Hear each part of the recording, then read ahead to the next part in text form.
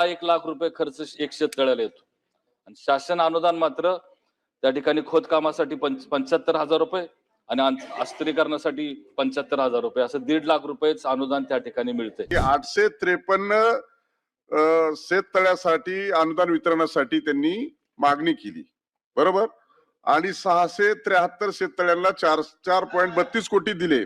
म्हणजे उर्वरित शेततळ्यांना आपल्याला पूर्ण होऊन देखील निधी देणं बाकी आहे. तो पोर्टल ओपन आहे, त्यांना त्यांच्या त्रुट्या पूर्तता करून ते अर्ज दुरुस्त करण्याची त्यांना परत मुभा आहे. हरितगृह आणि शेडनेटच्या आपण समाविष्ट करण्यासाठी पॉलिसी डिसिजन घेणार आहात का? राहिलेलं थकीत अनुदान आपण कधी देणार? किती लोकांची मंजुरी झाली, त्याला किती पैसे लागतात आणि ते पैसे तुम्ही दिले आहेत का नाही? मी सभागृहाला आणि सन्मान्य सदस्य शशिकांतजी शिंदे यांना सांगू इच्छितो की जेवढे अर्ज या ठिकाणी काम ज्यांचा पूर्णत्व झालेला आहे त्या सर्व शेतकऱ्यांना मार्च एंडिंग पर्यंत पैसे देण्यात येतील. जे उत्तर ह्या ठिकाणी आलेलं आहे त्या उत्तरामध्ये जवळपास 8,26,000 शेतकरी असे ह्या ठिकाणी शेततळी बाबींसाठी राज्यात एकूण 26,000 शेतकऱ्यांची निवड करण्यात आली असं शासनाचं उत्तर आहे. माझ्या माहितीप्रमाणे जवळपास 46 लाख शेतकऱ्यांची निवड करण्यात आलेली आहे. पण त्याच्याच उत्तरामध्ये असं ह्या ठिकाणी उल्लेख केलेला आहे की 26,972 शेतकऱ्यांपैकी 17,214 शेतकऱ्यांचे अर्ज रद्द करण्यात आले. त्यामुळे पहिला प्रश्न असा आहे की हे अर्ज रद्द करण्याची कारण काय, आणि एवढ्या मोठ्या प्रमाणात जवळपास 50% पेक्षा जास्त शेतकऱ्यांचे अर्ज रद्द होत असतील तर त्याचं मुख्य कारण काय हे या ठिकाणी उत्तर मिळावं. दुसरी विनंती अशी आहे आपल्याद्वारे शासनाला की शेततळी उभारण्यासाठी म्हणून शासन जे अनुदान देतं किंवा एकूण खर्च जो येतो जर त्याचा हिशोब पाहिला तर साधारणपणे 2.5 ते 3 लाख रुपये खोदकामासाठी म्हणून त्या ठिकाणी येतो. अस्थिरीकरणासाठी जवळपास 2.5 लाख रुपये खर्च येतो. शासनानं कंपाऊंड बांधावं हे त्या ठिकाणी नियम केला असल्यामुळे जवळपास त्याला 50,000 रुपये खर्च येतो. असं साधारणतः 6-1 लाख रुपये खर्च एक शेततळ्याला येतो आणि शासन अनुदान मात्र त्या ठिकाणी खोदकामासाठी 75,000 रुपये आणि अस्थिरीकरणासाठी 75,000 रुपये असं 1,50,000 रुपयेच अनुदान त्या ठिकाणी मिळते. आणि त्यामुळे ह्याच्यामध्ये वाढ करणार का हा माझा दुसरा प्रश्न आहे. हे जे 46 लाख अर्जच्या संदर्भामध्ये सन्मान्य सदस्यांनी जे वक्तव्य केलेलं आहे ते डीबीटी पोर्टलचे एकूण अर्ज होते. आणि आपण जो प्रश्न विचारला आहे तो कृषी शाश्वत सिंचन योजनेमध्ये 100 कोटी रुपयाची तरतूद करण्यात आल्याची घोषणा होती का? ते 100 कोटीची नव्हती, ती तरतूद 500 कोटीची होती. आणि 500 कोटीमध्ये 400 कोटी रुपये हे सूक्ष्म सिंचनसाठी होते आणि 100 कोटी रुपये शेततळ्यासाठी होते. आता आपला प्रश्न आहे की एवढ्या मोठ्या प्रमाणामध्ये अर्ज नाबाद का करण्यात आले? मान्य सभापती महोदय, की जेव्हा पूर्वी लॉटरीची पद्धत होती आणि वर्षानुवर्षापासून जेव्हा लॉटरीची सिस्टम होती तर लॉटरीमध्ये काय होत होतं, एकाच घराचे 4-4 लोक माझा नंबर लॉटरीमध्ये लागेल म्हणून अर्ज करायचे.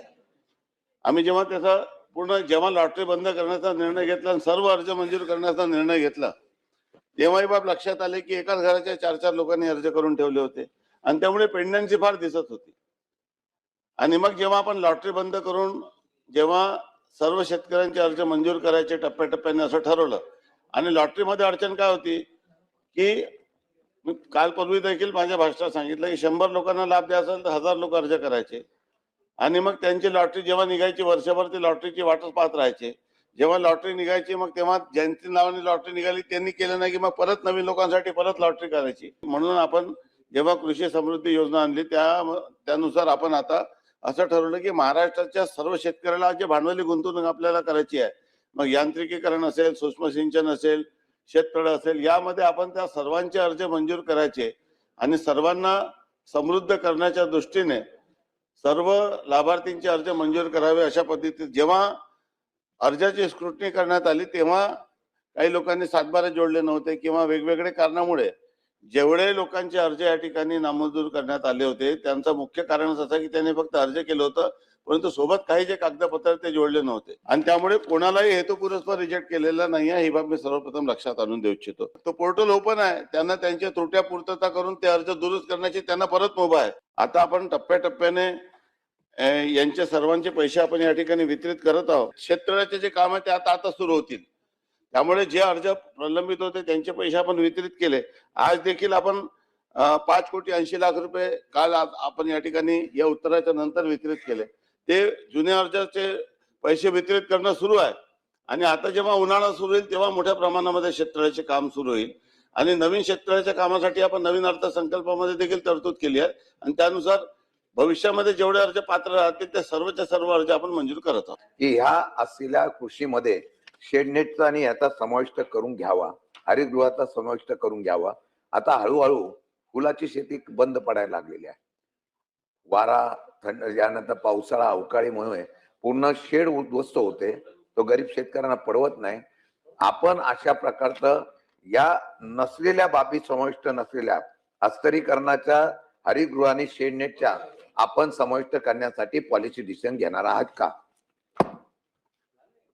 अध्यक्ष महोदय, सभापती महोदय, आपण शेडनेट वगैरे साठी आपली MIDA आणि वेगवेगळ्या योजना आहेत.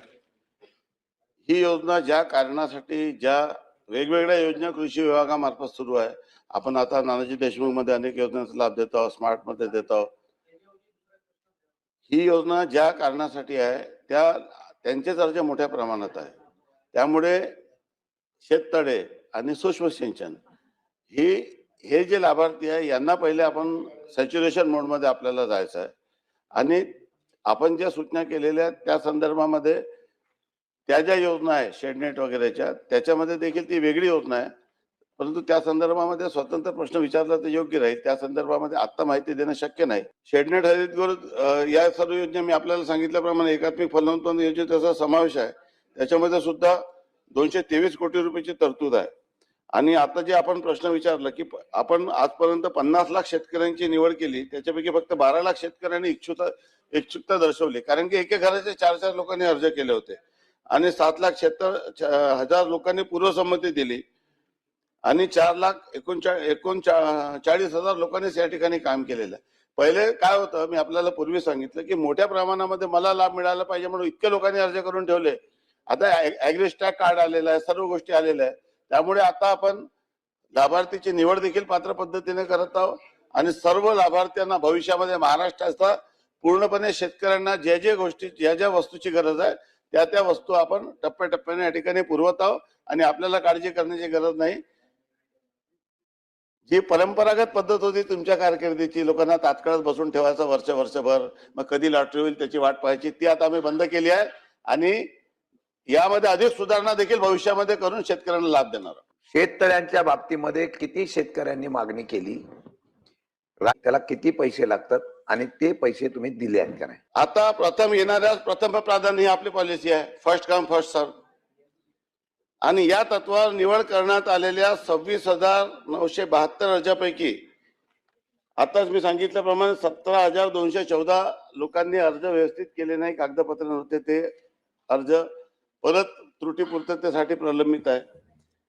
त्यानंतर आपण 9,758 अर्जापैकी 7,468 शेतकऱ्यांनी आवश्यक कागदपत्रे अपलोड केली आणि अपलोड करून तांत्रिक प्रशासकीय मान्यता दिलेल्या 4,232 अर्जांना पूर्वसंमती देण्यात आली. देतो उत्तर देऊ द्याल का? जसं अर्थसंकल्पात करत होते, तुम्ही कितीही व्यत्यय आणला तरी माझ्या उत्तरात फरक पडणार नाही, हे आपण लक्षात घ्या. दिनांक 2/3/2026 पर्यंत म्हणजे या महिन्यात 1,125 शेतकऱ्यांकडून काम पूर्णत्वाचा अहवाल प्राप्त झाला. त्यापैकी 853 शेतकरी तांत्रिकदृष्ट्या पूर्ण असल्याने त्यांचे अनुदान वितरित करण्यात आले. मी आपल्याला हे सांगून राहिलो की शेवटी काम पूर्णत्वाचा झाला. काम पूर्ण झालेल्या कुठल्याही शेतकऱ्यांचा अर्ज प्रलंबित नाही आणि ज्या शेतकऱ्यांचे काम झाले आणि ज्यांना पेमेंट मिळालं नाही अशी एकही तक्रार प्राप्त नाही.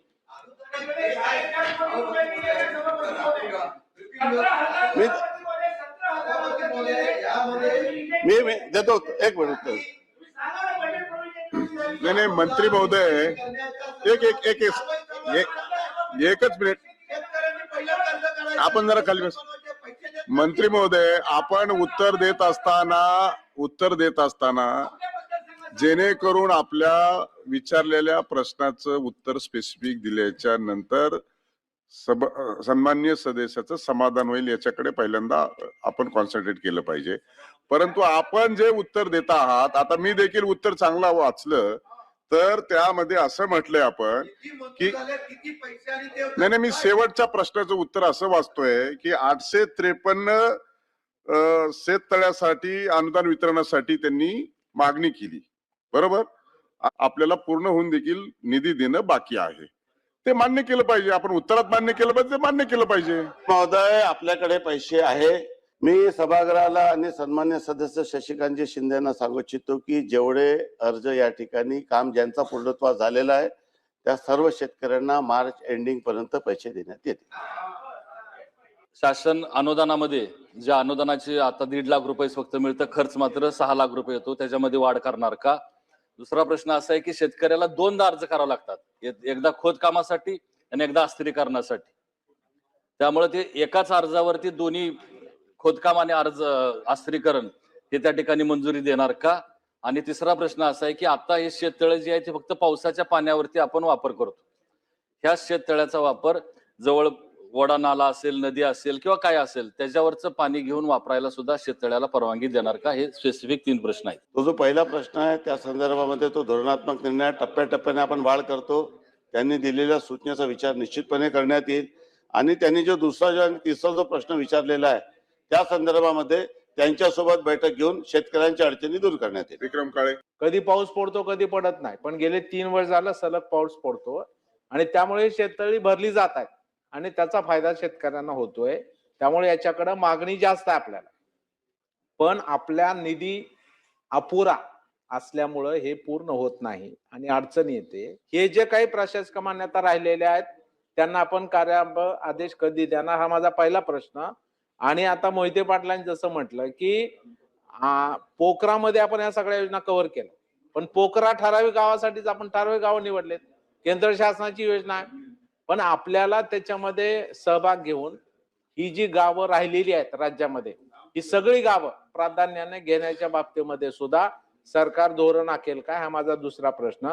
आणि ठिबक सिंचन ही सगळ्यात चांगली योजना आणि पॉप्युलर योजना आपल्या शेतकऱ्यांसाठी, तर त्यासाठी सुद्धा जे अनुदान वाढवायचंय, गेल्या अनेक वेळेला हा प्रश्न सभागृहात झाला, मंत्र्यांनी उत्तर पण दिलं की आम्ही वाढवू, तर ते ठिबक सिंचनचं अनुदान वाढवून राहिलेलं थकीत अनुदान आपण कधी देणार? मी सभागृहाला सांगू इच्छितो की शेवटी जेवढे लोकांचे काम पूर्ण झाले आहे त्या काम पूर्ण झाल्याशिवाय पैसे देता येत नाही, काम पूर्ण झाल्यानंतरच पैसे देतो. त्यामुळे आपल्याला ही बाब मी सभागृह आणि महाराष्ट्राच्या शेतकऱ्यांना लक्षात, फर्स्ट कम फर्स्ट सर्व निर्णय घेणं हा सोपा बाब नव्हता, मोठा निर्णय होता. आणि खऱ्या अर्थाने जो लाभार्थी आहे, कारण कसं आहे की वर्षानुवर्षापासून आपण योजना सुरू ठेवतो आणि योजना मग कोण लाभ घेऊन राहिला त्याचा कुठेच रेकॉर्ड राहत नाही, एक माणूस डबल लाभ देऊन राहिला, ट्रिपल लाभ देऊन राहिला, अशा पद्धतीचा प्रश्न या ठिकाणी उद्भवत होता. दुसऱ्या फेज मध्ये बहुतांश गाव त्या ठिकाणी निवडलेले आहे. आणि तिसरा जो प्रश्न आपण या ठिकाणी उपस्थित केला की तो वाढ करण्याचा जो निर्णय आहे तो धोरणात्मक निर्णय आहे. त्यासाठी पूर्णपणे आर्थिक तरतूद वगैरे विचार करून महागाईच्या ग्रोथ इंडेक्स प्रमाणे लोकांना जेव्हा योजनेचा लाभ घेताना जेव्हा अडचणी निर्माण होतात, पैसे अपुरे पडतात, वारंवार सरकारने अशा पद्धतीच्या योजनेच्या मर्यादेमध्ये वाढ केली आहे. त्यानुसार या संदर्भामध्ये निश्चितच भविष्यात सकारात्मक